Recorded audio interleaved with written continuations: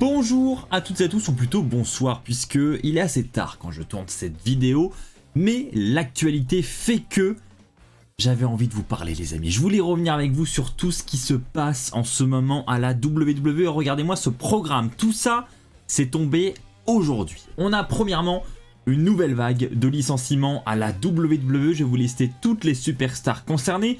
On a SmackDown qui va officiellement changer de chaîne en 2024. La WWE et Panini pour les cartes de collection, c'est terminé. Et enfin, Elimination Chamber 2024 aura lieu en Australie. Et oui, ça fait beaucoup d'infos. On va commencer avec la première info et cette vague de licenciements évidemment qui est au cœur de l'actualité et c'est l'information qui vous intéresse tous, je pense. Et regardez-moi cette première superstar. C'est effectivement celle que j'ai mis en photo sur cette news, pour illustrer cette news, Dolph Ziggler.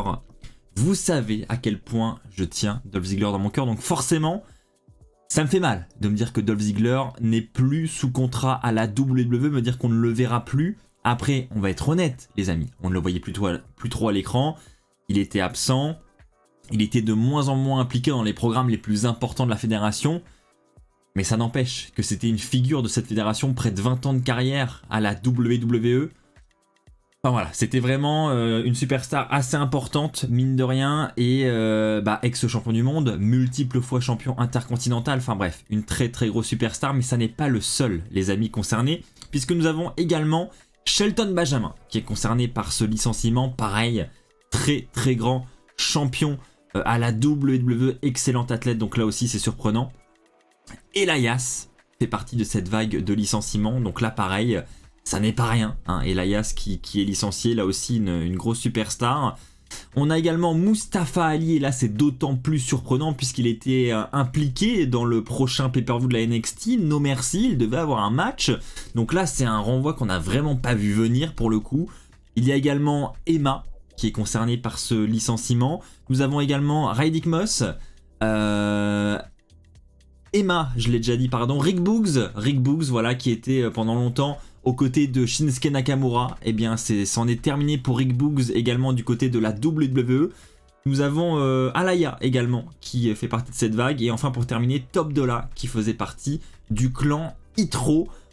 Et d'après les dernières infos que nous avons sur les réseaux et sur les sites américains, cette vague de licenciement ne serait pas terminée et elle devrait continuer plus tard dans la soirée, avec des superstars NXT, pardon. Je vous tiendrai évidemment informé sur mon compte Twitter sur les prochains renvois, mais je tenais quand même déjà à faire cette première vidéo, parce qu'il y a déjà beaucoup d'autres actus à aborder.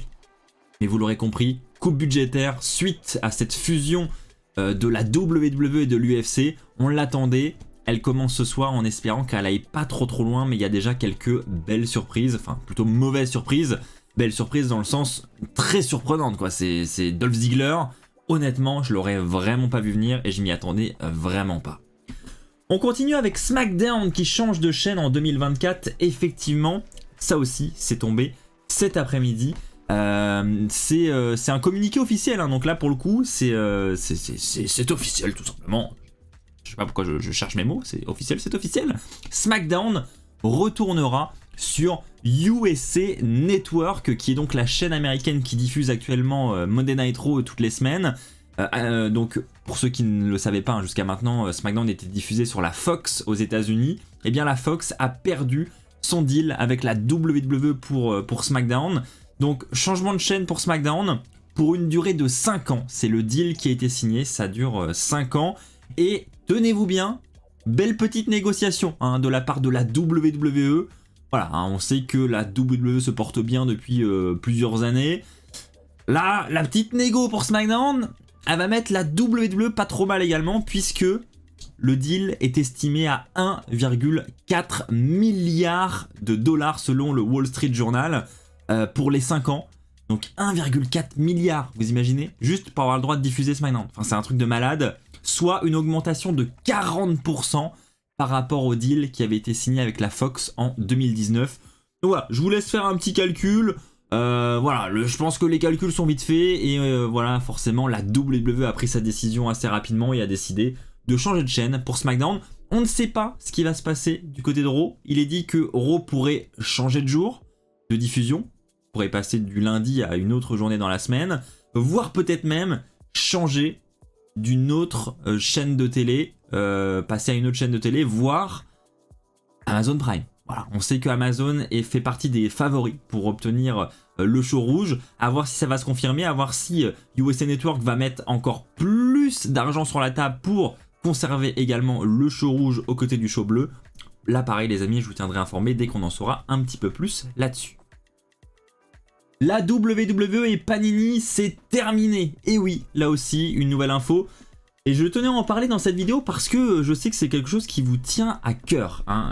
La WWE et Panini, c'est clairement... Vous êtes des grands collectionneurs de cartes en France et j'en fais partie également. Et depuis le début sur cette chaîne YouTube, on vous présente toutes les nouvelles collections tous les ans, etc. On a eu, en plus elle est devant moi, ça tombe bien, dernière collection Panini juste ici. C'était la première édition, elle s'appelait d'ailleurs la début édition. Quand elle a été lancée en France, c'était en 2021 maintenant.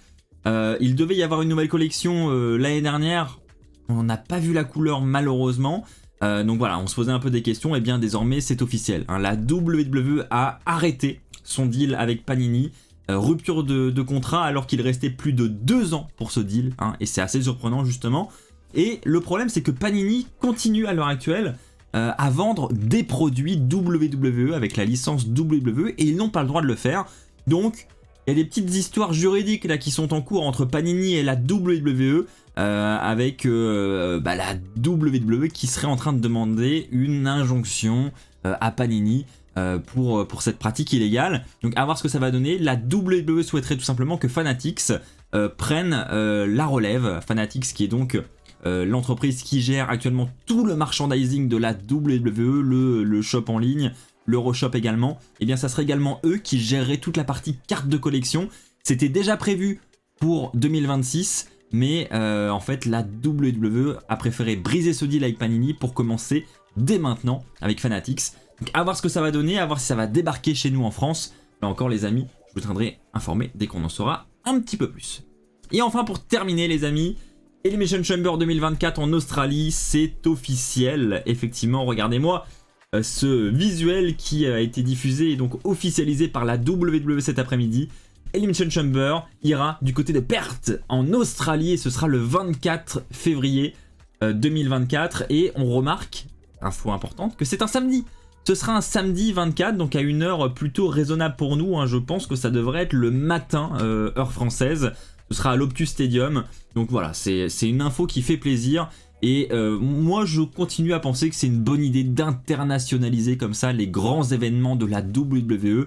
On voit qu'ils commencent à en faire une petite habitude. Dommage pour les Américains, mais c'est une bonne chose pour nous, Européens. Bon, alors là, l'Australie, ça nous arrange pas vraiment en tant qu'Européens. Mais voilà, ça montre quand même qu'ils ont cette envie de continuer à aller à l'international. Et ça, c'est plutôt rassurant pour la suite pour nous.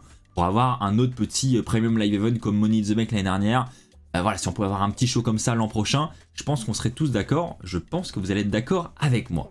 Voilà les amis, je pense qu'on a fait le tour de ces petites news. J'espère que cette vidéo vous a plu. J'ai essayé d'être assez réactif pour en parler avec vous, parce que je sais que c'est des sujets qui vous intéressent. Et je tenais également à avoir votre avis d'ailleurs, hein, sur toute cette vague de licenciements surtout.